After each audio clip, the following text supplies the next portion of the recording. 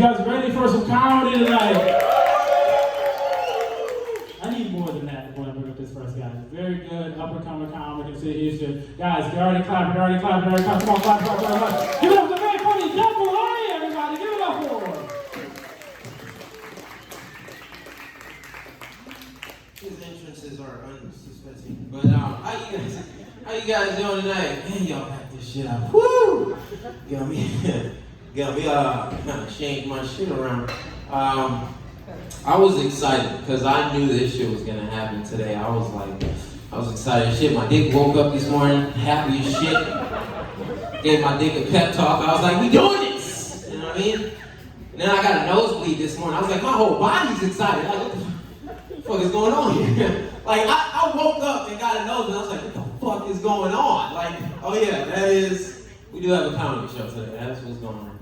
But, oh man. Where should I start? I'm gonna start with myself. I'm from the Caribbean. I'm not from Africa. I gotta let y'all know that right now.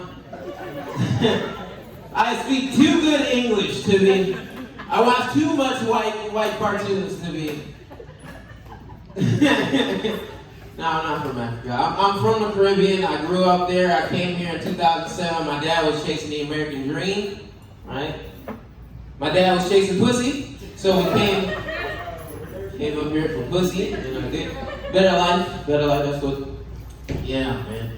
I was confused why we was coming up here, because I was like, yeah, we got everything down here. We got water, you know what I mean? Like, we surrounded by water. Like, what's up? Like, a tsunami come through, that's it. Like, you ain't gonna hear about nothing.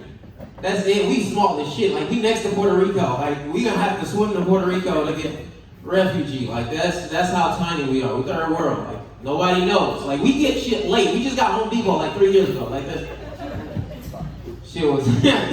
I know, because my sister works there, and I'm like, hey, you get discounts? And she's like, nah, we don't get it. I was like, well, I ain't going back to it.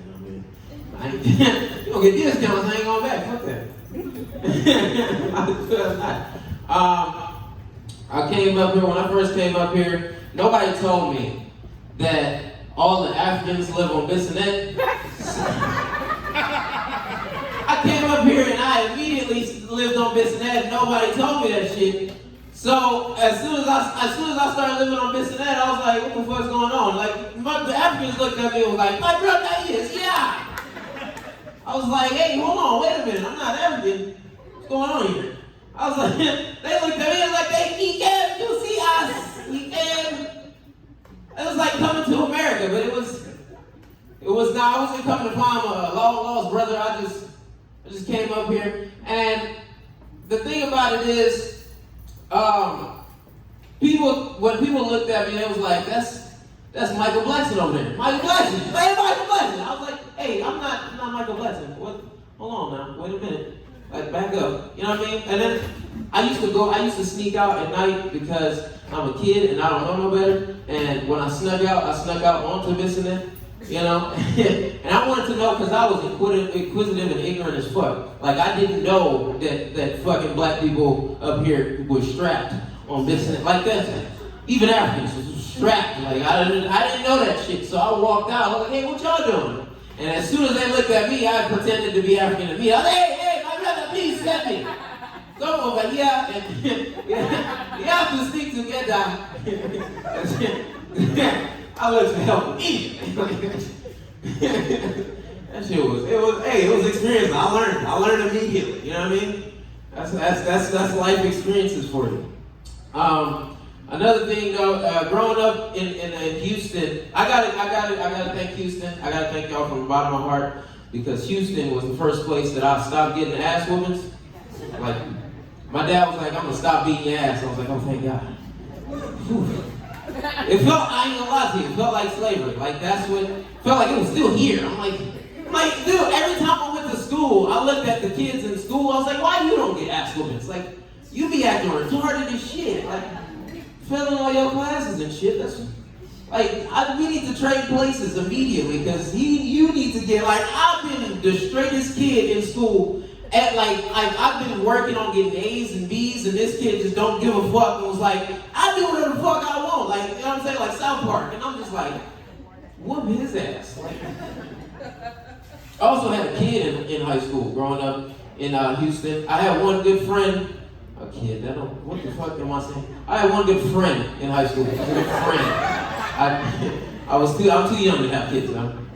I don't even have chin hair yet. Like they don't even go together. You know what I mean? Like, but I had one good friend in high school growing up. In his class, like he would do what he could and fall asleep. He was that kid that always needed a pencil. He was that kid. Like, it was cool. You know what I mean? Like, we did what we could. But we was on the football field. We used to play football together, and he used to have to take pills because he couldn't rise to the occasion. You know? It was hard for him. But what would you expect with a name like Erectile? You know what I mean? Like, that was a good laugh. I like that. She laughed at the right time. His name was Erectile. That was his name.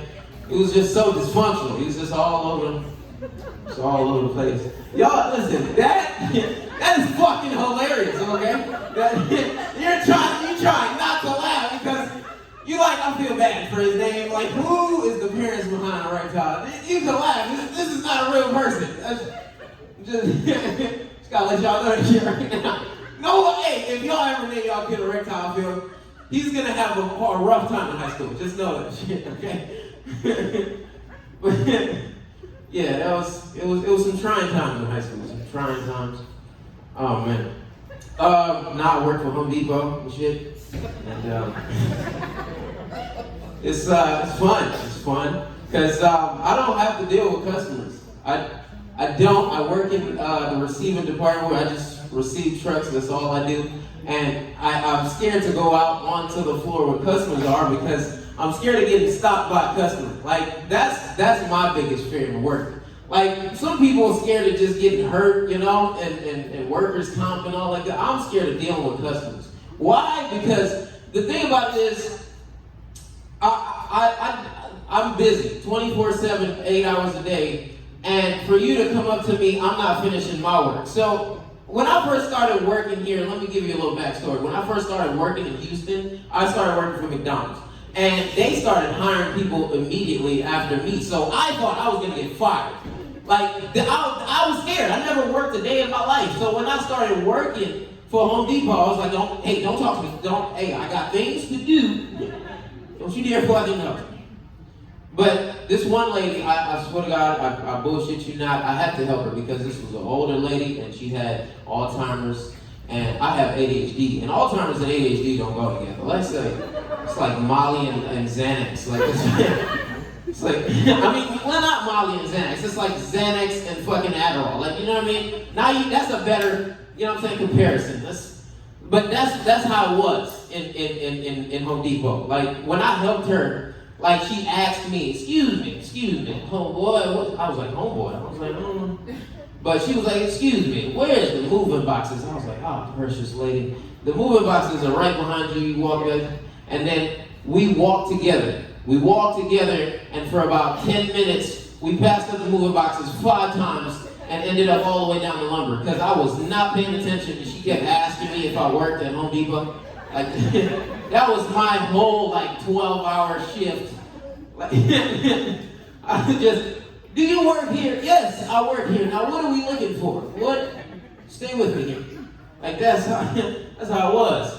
And Home Depot, it's a big store, but it's nice to duck off sometimes and act like you're not working because the thing about it is when you out on the floor, people constantly ask you, like coworkers constantly ask you for help, and I'm tired of you asking me for help because you act like you don't know where the fuck the shit is at, and I worked a year. You worked 4 years and I only been here 2, but you still asking me where the fuck the trash can is. Like, that don't make no sense whatsoever. You know what I mean? Like, this one dude asked me, where you want me to put the trash?